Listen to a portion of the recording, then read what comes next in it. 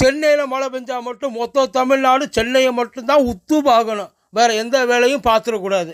ஆனால் சென்னையை தவிர வேறு எங்கே மழை பெஞ்சாலும் நீங்கள்லாம் திரும்பி கூட பார்க்க மாட்டீங்களா?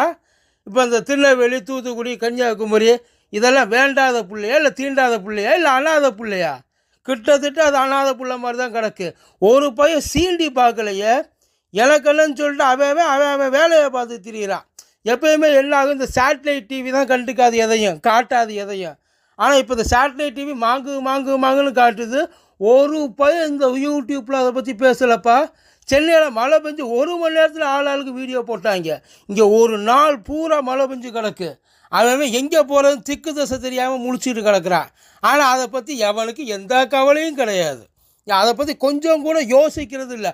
ஒரு நாள் மிக்ஜாம் புயல் வந்துச்சு இல்லையா, இந்த ஒரு நாள் நடந்தது வெறும் 10 மணி நேரத்தில் அங்கே முடிஞ்சிருக்கு. வெறும் அதை விட 3 மணி